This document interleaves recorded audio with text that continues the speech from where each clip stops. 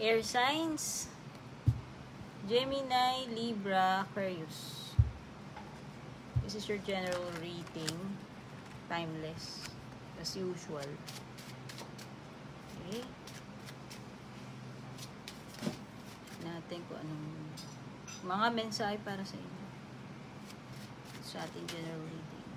Okay, pwede magkabaliktad yung energy ni person na ever. Kung ano yung tinutukoy ng mga cards, yun na ibig ko sabihin.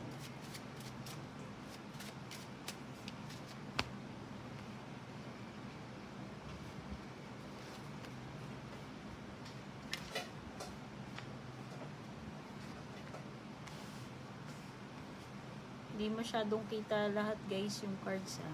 Limited lang kasing space ko rito eh. Para nga pala dun sa mga marereklamo. Meron na namang malupit na nag-comment. Dapat daw ipakita ko yung mga baraha ko and yung pagbabalasa ko. Imagine mas magaling pa siya sa akin. Ikaw na dito te. Ikaw na rito ha. Sensya naman te, hindi malawak yung real estate ko rito ha. Okay? Tatawa lang ako eh. Okay. Ano to?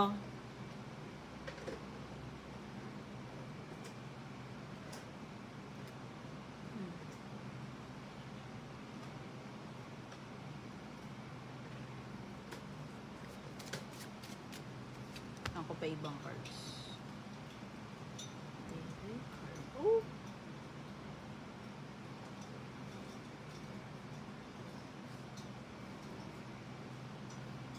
Okay, yung iba sa inyo, ito na yung hinihintay ninyong solution sa problema ninyo. Breakthrough kasi ito eh, or either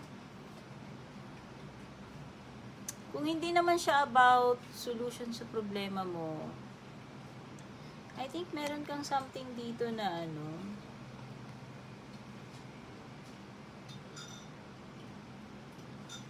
could be mabibigyan ng answer, a situation na mabibigyan ng answer. Especially kung naghahanap kayo ng closure or clarity. Okay, general reading ha. Pwedeng sa love life tumutukoy, pwedeng sa ibang area ng buhay ninyo. Depende na po yan sa inyo kasi general reading ito. Pag sinabi po kasi nating general reading, wala naman siya specific na topic. Okay? Kunin nyo na lang kung ano yung tumutugma po sa inyo. Ha? O nakakakita ako ng energy dito ng parang elderly, like senior citizen,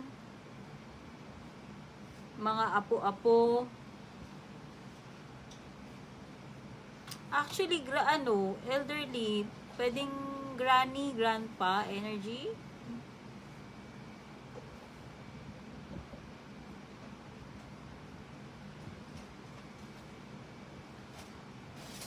Meron din ako energy dito na nakikita na napapabayaan. Oo. I hope hindi naman si lolo, si lola yan napapabayaan. No? So, meron something, either mga bata, anak, lolo, lola energy, na pwedeng napapabayaan, hindi na naaasikaso, hindi na, alam mo yun, hindi na nabibigyan ng time, hindi na napapansin. Meron din ako nakikita energy dito ng kina-cut off. Kung ano man yung kina-cut off. It could be bagay, situation, or connection. It could be love life. Pwede rin namang hindi love life. Ano man itong kina-cut off. Ayan o, kita mo pinuputol. It could be na yun yung solution eh. It could be na yun yung solution sa situation or problem. Diba, sinabi ko sa'yo kanina na meron something dito na mabibigyan ng answer, solution, breakthrough. Could be na ang solution is putulin yung dapat putulin. Ano ba ito? Okay?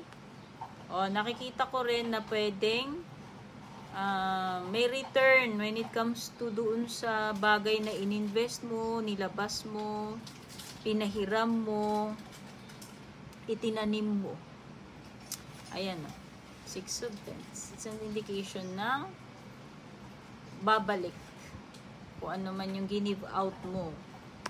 This is also a sign kung relationship ito, equal give and take ito, ha? Equal give and take. Or pwedeng may trade-off para sa iba sa inyo. Halimbawa, meron kayong something na gustong mag-gain. May trade-off. May lalabas ka muna bago mo makuha yun. Para kang nagne-negosyo, may puhunan muna. Para kang sasakay sa transpo, may pamasahe.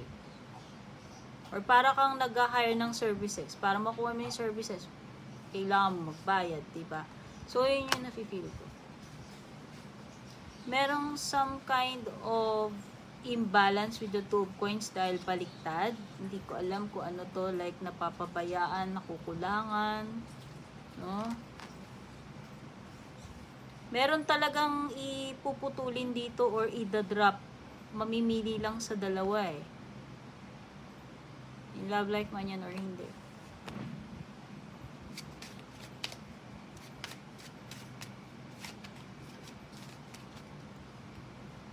Meron ding something na kailangan mo i-sacrifice. Tingin ko nga yun yung trade-off dito. Or ito. Meron ka isasalya eh. May drop ka na isa eh. Oo. Hindi mo pwedeng pagsabayin yung dalawang bagay na yan. Or pwedeng akala mo nung una kaya mo. Na-overcommit mo yung sarili mo. Pero hindi mo pala kaya. Okay? Hirap pagsabayin, hirap i-manage ba. Okay?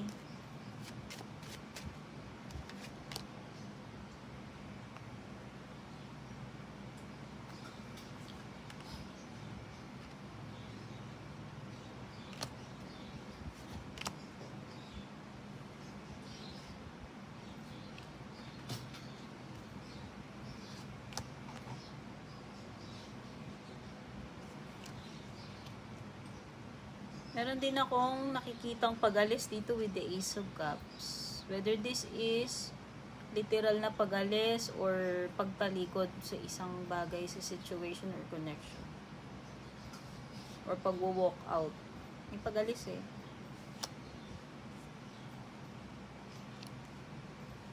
Abandonment, pagtalikod, no? Meron talagang isa-sacrifice dito, promise. Parang kailangan gawin yung sacrifice na yan para sa isang mas greater purpose o mas mabigat na reason bakit kailangan gawin tong pag-alis na to. It could be na yung pag-alis is yung sacrifice or yung pagtalikod dito. O ano man yan, tungkol man saan yan, sa love life mo man yan or not.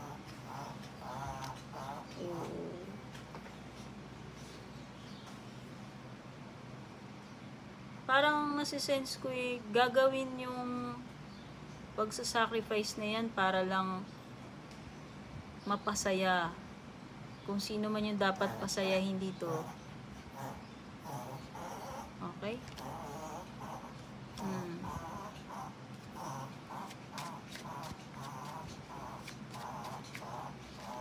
Pasensya na hinihika yung aso. Pasensya na, salbahe ko, natatawa ko. Hindi na kasi, yung tunog niya kasi.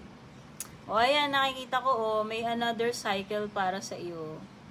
O diba, sa tingin ko, pwedeng mabaliktad yung situation. Pwede itong maswerteng pagkakataon or opportunity. Ibig lang sabihin nito, kung may pagbabago man, ay improvement yan. Maganda yung mga changes. Okay?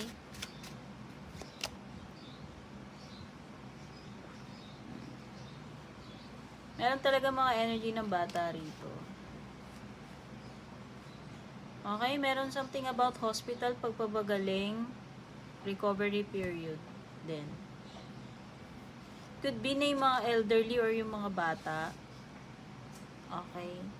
If you're expecting a message, result, it could be may delay or it could be hindi yung ina-expect mo, pwedeng hindi ka happy or satisfied. Okay? Thank you so much for watching. Don't forget to subscribe, like, follow. Take care, babush.